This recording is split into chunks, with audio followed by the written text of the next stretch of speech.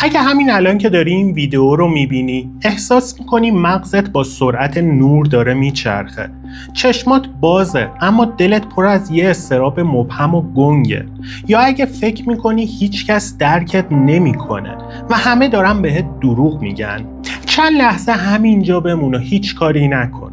من نمیخوام نصیحت یا سرزنش کنم یا حرفای تکراری و قشنگ تلویزیونی بزنم. من به عنوان کسی باهات صحبت میکنم که هم شکستن ذهن و روان آدما رو دیده و هم جسم از پا افتاده و گیرنده های نابود شده مغز رو لمس کرده.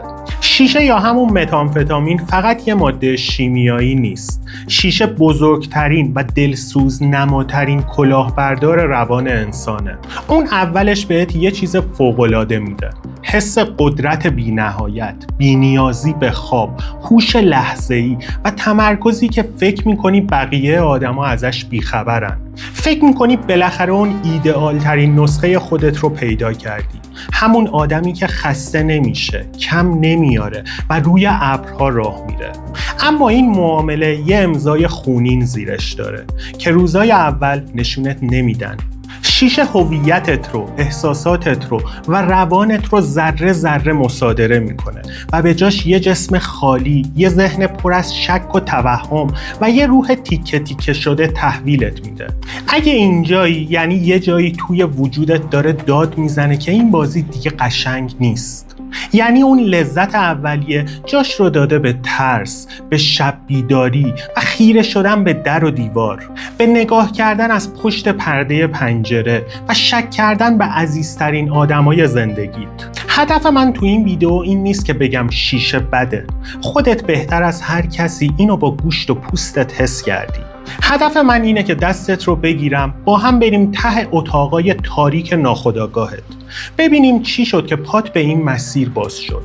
توی مغزت دقیقاً چی گذشته و بعد خط به خط و قدم به قدم مثل یه نقاشی دقیق مسیر بازگشت به واقعیت و ساختن دوباره بدنت رو برات رسم می‌کنم.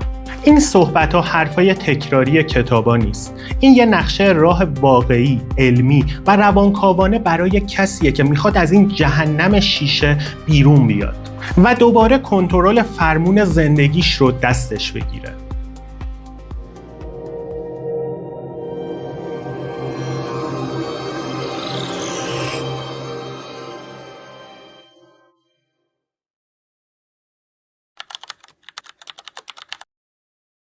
بیا یکم عقب‌تر بریم. خیلی عقب‌تر از اون روزی که برای اولین بار اون دود سفید و شیرین رو کشیدی یا با اون کریستالای شفاف آشنا شدی.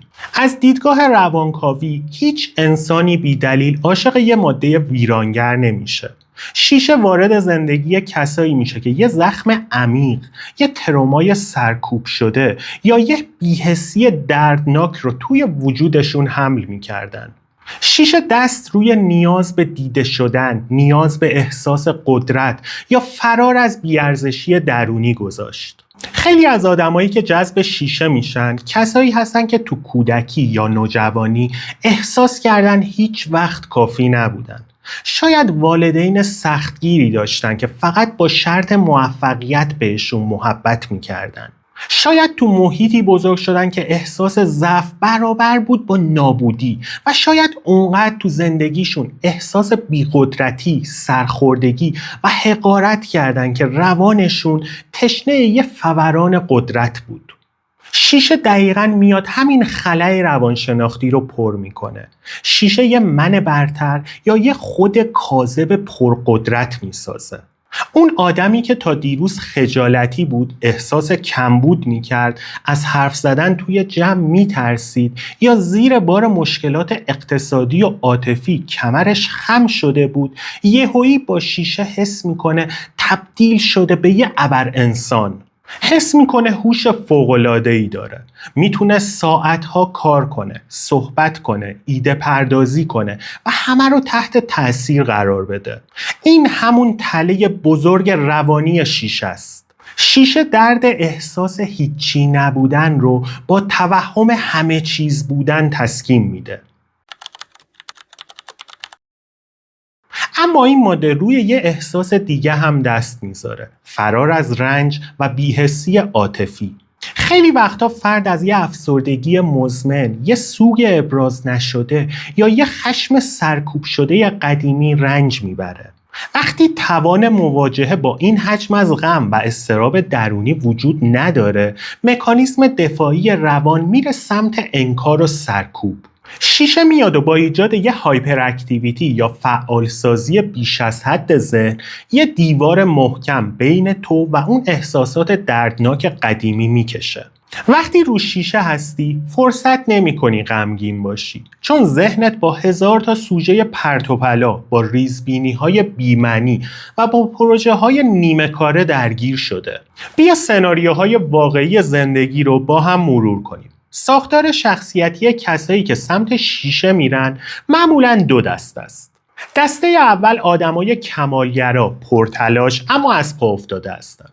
مثلا دانشجویی که زیر فشارهای امتحانات سنگینه و احساس میکنه مغزش کشش نداره، یا راننده‌ای که باید شبانه روز بیدار بمونه تا خرج زندگی رو در بیاره، یا کارآفرین و کارمندی که زیر بار مسئولیت‌ها داره له میشه.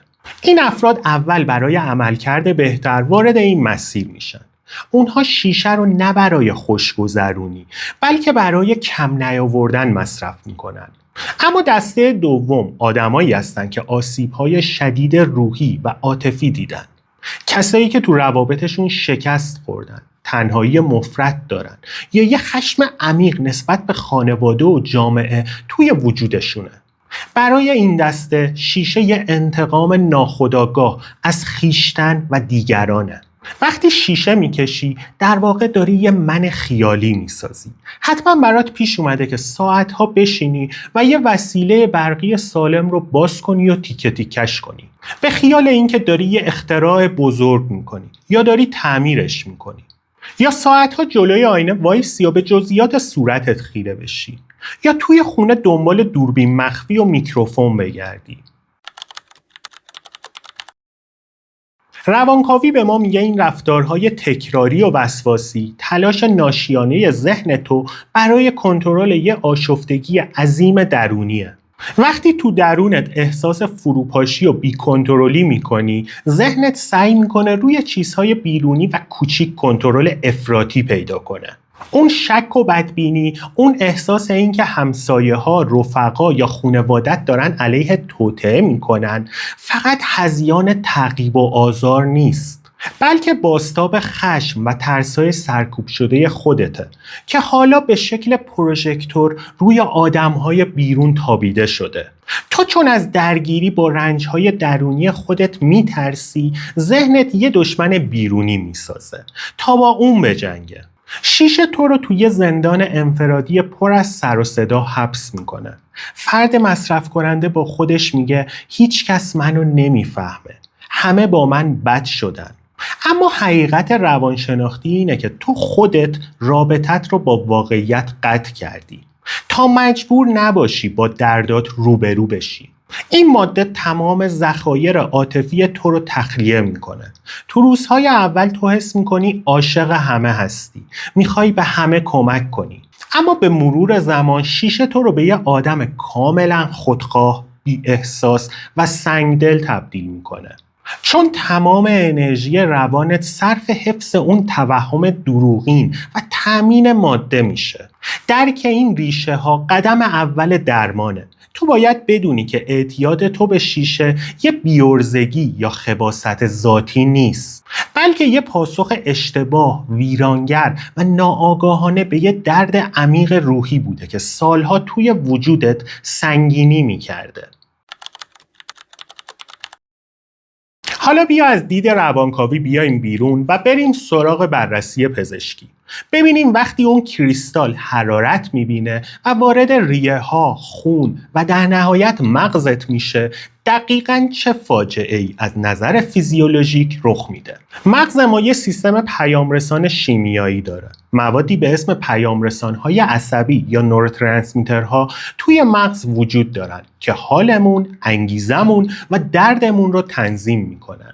مهمترین اونها دوپامینه که هورمون لذت، پاداش و انگیزه است و نورپینفرین که هورمون آگاهی و آماده باش جسمیه. تو حالت عادی وقتی یه غذای خوشمزه میخوری، یه فیلم خوب میبینی یا توی یه کار موفق میشی، مغزت یه خورده دوپامین آزاد میکنه که بهت حس خوبی میده. اما شیشه وقتی وارد مغز میشه مثل یه بمب اتمی توی مرکز پاداش مغز عمل میکنه. شیشه نه تنها باعث میشه تمام ذخایر دوپامین پایانه‌های عصبی یهویی و با یه فشار 1000 برابر حالت طبیعی تو فضای بین سلولی آزاد بشن، بلکه سامانه بازجذب دوپامین رو هم کاملا قفل میکنه. یعنی دوپامین راهی برای برگشت نداره و تو مغز میمونه و پایانه‌های عصبی رو بمباران میکنه. این همون لحظه‌ایه که تو حس پرواز، قدرت بی‌نهایت و یه لذت خارق‌العاده میکنی. اما این آتشبازی یه هزینه سنگین داره. سلول‌های عصبی مغزت برای همچین حجم عظیمی از فشار طراحی نشدن. این فشار شدید باعث یه پدیده به اسم سمیت عصبی یا نوروتوکسیسیته میشه. شیشه رسما پایانه‌های عصبی تولید کننده دوپامین و سروتونین رو میسوزونه و قطع میکنه. وقتی اثر شیشه میپره، مغزت نه تنها خالی از دوپامین شده، بلکه گیرنده هاش هم تخریب شدن. به همین خاطره که بعد از افت اثر ماده، فرد دچار یه سقوط آزاد روانی هولناک میشه. یه افسردگی سیاه، بی‌حسی کامل و پوچی مطلق که تو روانپزشکی بهش میگیم آنهدونیا یا ناتوانی تو لمس لذت. تو این حالت تو حتی از دیدن عزیزترین آدمای زندگیت یا خوردن بهترین غذاها هم هیچ لذتی نمیبری، چون مغزت دیگه دوپامینی نداره که آزاد کنه. اینجا پدیده تحمل یا پایداری دارویی رخ میده. مغز برای اینکه خودش رو از آسیب بیشتر نجات بده، تعداد گیرنده های دوپامین رو کم میکنه. در نتیجه دفعات بعدی که مصرف میکنی، اون مقدار قبلی دیگه اون حس اولیه رو بهت نمیده. تو مجبور میشی دوز مصرفت رو بالا ببری، فاصله مصرفت رو کمتر کنی یا روش مصرفت رو از کشیدن به تزریق یا خوراکی تغییر بدی تا فقط بتونی از اون حالت سقوط زجرآور فرار کنی و به یه سطح نرمال برسی. این یعنی تو دیگه برای لذت مصرف نمی کنی.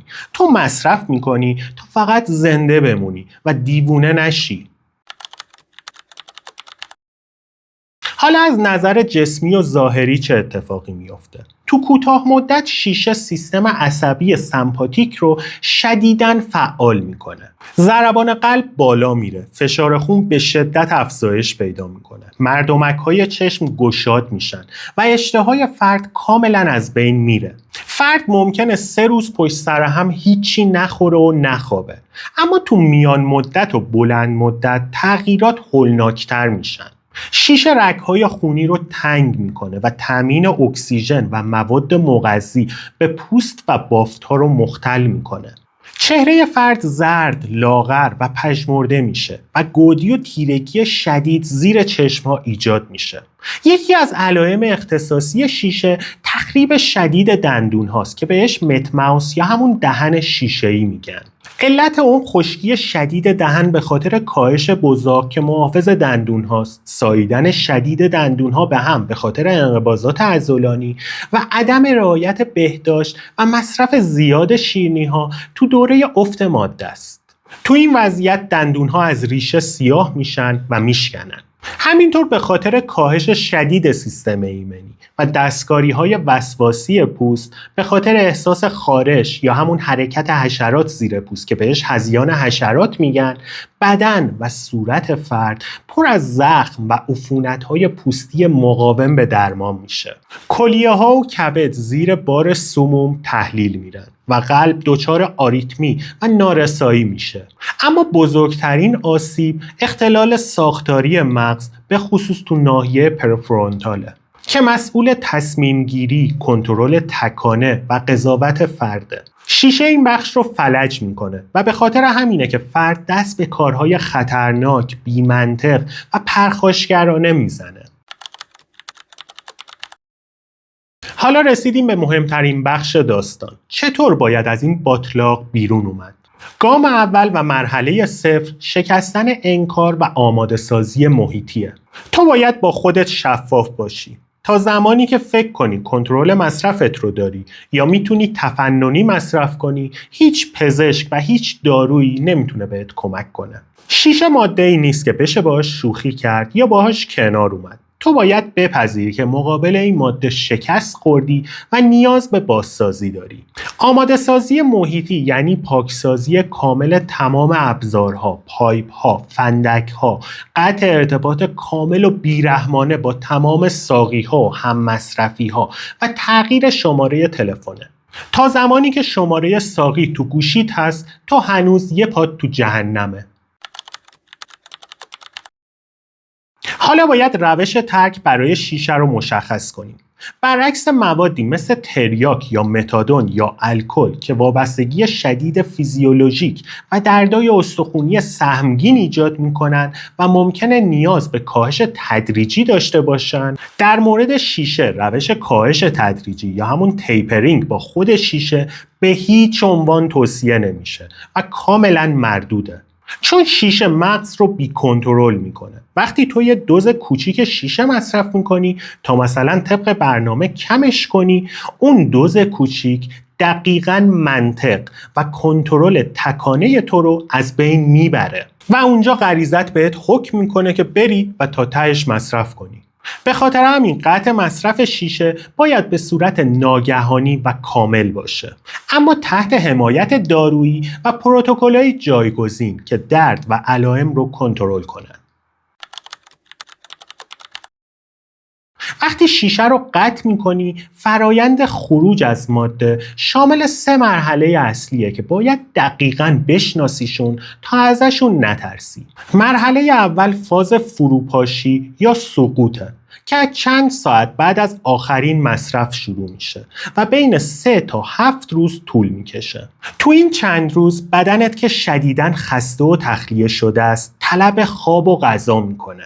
تو ممکنه 18 ساعت تو روز بخوابی، کابوسای شفاف ببینی و اشتهای خیلی شدیدی پیدا کنی و همینطور دچار یه افسردگی و بی‌حوصلگی شدید بشی. این مرحله ترسناک نیست. این نشونه اینه که بدنت داره سعی میکنه خودش رو ریکاوری کنه. تو این 3 تا 7 روز فقط باید بخوابی، آب و غذا بخوری و تحت نظر داروهایی باشی که تو بخش بعدی بهت میگم تا بدنت از اون حالت شوک در بیاد. مرحله دوم فاز دیواره که از هفته دوم شروع میشه و ممکنه تا هفته 6 یا 8 ادامه داشته باشه. این خطرناکترین مرحله برای لغزشه. تو این مرحله جسمت یکم بهتر شده اما مغزت هنوز دوپامین نمیسازه. تو احساس پوچی، بی‌حوصلگی، عدم تمرکز، افسردگی و یه وسوسه زیرپوستی عمیق میکنی. ذهنت مدام بهت دروغ میگه.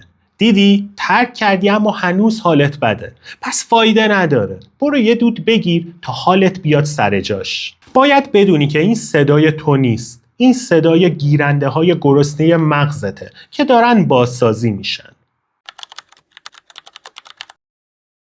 برای مدیریت وسوسه شدید و لحظه‌ای یا همون کریوینگ تو این فاز چند تا تکنیک عملی و طلایی وجود داره. تکنیک اول قانون طلایی 15 دقیقه است. وسوسه مصرف مثل یه موج خروشان اقیانوسه. میاد به اوج میرسه و بعد ناچارن افت میکنه. هیچ وسوسه‌ای همیشه تو اوج نمیمونه، بلکه بیشتر از 15 تا 20 دقیقه هم دووم نمیاره. وقتی وسوسه اومد سراغت، به ساعتت نگاه کن و با خودت بگو من الان مصرف نمی کنم و فقط 15 دقیقه صبر می کنم. تو این 15 دقیقه بلا تکلیف نشین. سریعا موقعیت مکانیت رو عوض کن. از اون اتاق برو بیرون. دوش آب سرد بگیر یا شروع کن به انجام یه فعالیت شدید بدنی مثل شنا سوئدی یا دویدن. تکنیک دوم موج سواری رو وسوسه است. به جای جنگیدن با افکار مصرف، بشین و مثل یه بیننده بی‌طرف به احساساتت نگاه کن. ببین وسوسه توی کدوم بخش از بدنت حس میشه. تو دلت، تو گلوت. نفس عمیق بکش و به خودت یادآوری کن که این فقط یه واکنش شیمیایی گذرای تو مغزته و قرار نیست تو رو ببلعه. تکنیک سوم هم دیدن انتهای فیلمه. وقتی وسوسه میاد ذهنت فقط اون 10 دقیقه اول مصرف و حس لذتش رو نشونت میده. تو باید فوراً و به طور آگاهانه فیلم رو تا انتها پخش کنی. اون شب بیداری های جهنمی، اون بدبینی ها، اون زخم ها، اون نگاه های پر از تحقیر خانواده و اون پشیمونی بعد از پریدن ماده. وقتی فیلم رو کامل ببینی مغزت میفهمه که این معامله اصلاً سودآور نیست.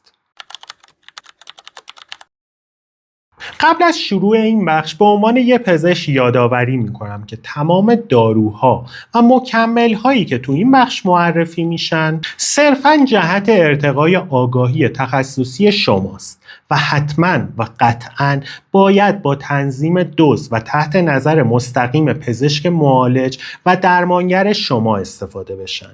چون که شرایط پزشکی، بیماری‌های زمینه‌ای و وضعیت قلبی هر فرد کاملاً منحصر به فرده.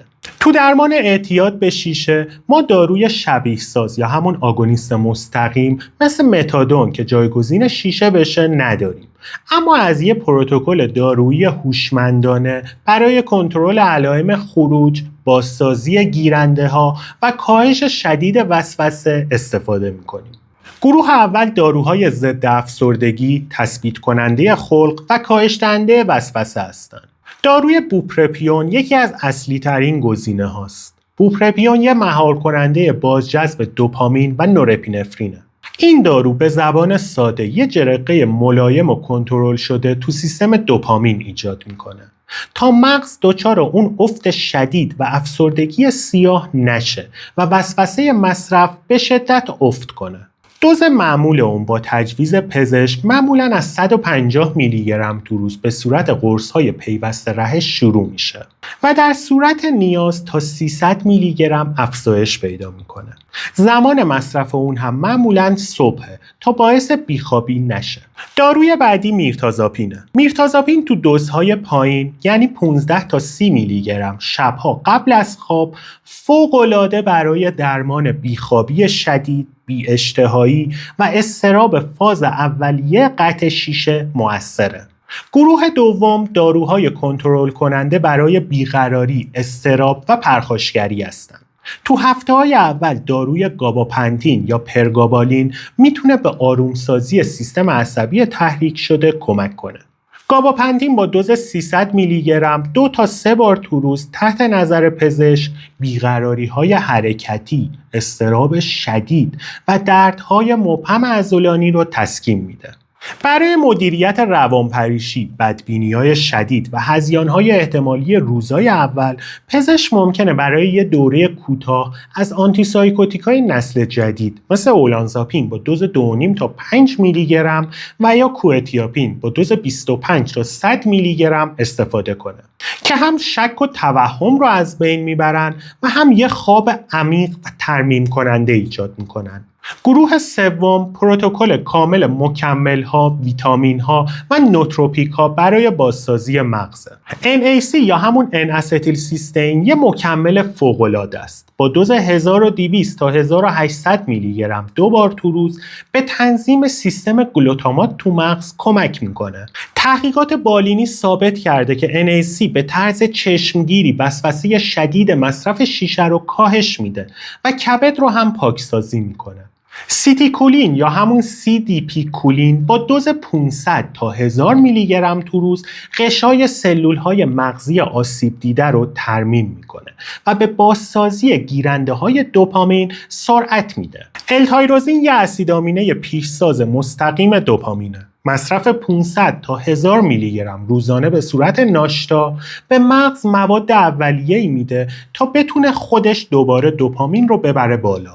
ویتامین های گروه B به خصوص B6 و B12 به صورت تزریقی یا خوراکی با دوز بالا تو ترمیم سیستم عصبی محیطی نقش دارند. همینطور ویتامین C روزانه 1000 میلی گرم برای خنثی کردن رادیکال های آزاد و اسیدی کردن ادرار که به دفع سریعتر باقی مونده های شیشه از کلیه ها کمک میکنه کاربرد داره. منیزیم سیترات یا منیزیم گلیسینات با دوز 400 میلی گرم هر شب قبل از خواب برای ریلکس کردن عضلات، کاهش فشردن دندونها و بهبود کیفیت خواب توصیه میشه. کنار داروها رژیم غذایی و سبک زندگی هم نقش زیادی دارن. بدنت الان از سموم و آب خالی شده. تو باید روزانه حداقل 10 تا 12 لیوان آب و مایعات حاوی الکترولیت مثل آب نارگیل، آب با پودر ORS یا ترکیب آب، لیمو ترش و یه قاشق چایخوری نمک استفاده کنی. رژیم غذایی هم باید پر از پروتئین‌های با کیفیت مثل تخم مرغ، گوشت بوقلمون باشه که سرشار از تریپتوفان و تایروزین هستند. سبزیجات و چربی‌های مفید مثل آووکادو و مغزها و روغن زیتون توصیه میشن و قندها و شکر مصنوعی رو هم باید کاملا حذف کنین چون نوسانات قند خون دقیقاً وسوسه مصرف شیشه رو تحریک میکنه. تنظیم الگوی خواب هم خیلی حیاتیه. اتاق خوابت باید کاملا تاریک، خنک و بدون هیچ ابزار دیجیتالی باشه. هر روز صبح حتی اگه شبش بد خوابیدی، رأس یه ساعت مشخص بیدار شو، 10 تا 15 دقیقه جلوی نور مستقیم آفتاب قرار بگیر تا ریتم شبانه روزی یا همون ساعت بیولوژیک مغزت ریست بشه. فعالیت بدنی و ورزش هوازی ملایم مثل پیاده روی تند یا دوچرخه سواری از هفته دوم به تولید طبیعی اندورفین و فاکتور رشد مغزی کمک میکنه و مثل یه معجزه فرایند ترمیم مغزت رو 2 برابر سریعتر میکنه. فراموش نکن خروج از سایه شیشه آسون نیست اما کاملا ممکنه. مغز انسان پدیده‌ای به اسم نوروپلاستیسیته یا همون انعطاف پذیری مغزی داره. این یعنی مغز توانایی شگفت‌انگیزی برای ترمیم، بازسازی و ساختن مسیرهای جدید داره.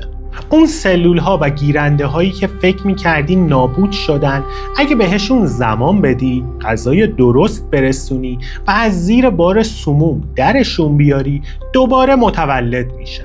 روزی میرسه که دوباره با دیدن یه طلوع خورشید، با شنیدن یه موزیک قشنگ، با خندیدن از ته دل کنار عزیزات، حس لذت واقعی رو بدون نیاز به هیچ ماده‌ای لمس میکنی. اون روز روزیه که تو ارزش واقعی آزادی رو میفهمی. تو لایق این هستی که صاحب اختیار و ذهن خودت باشی، نه بنده و برده یه مشت کریستال.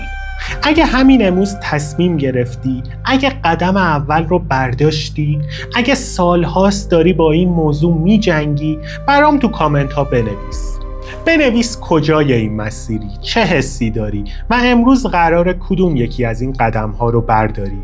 این کامنت ها فقط یه متن نیستن.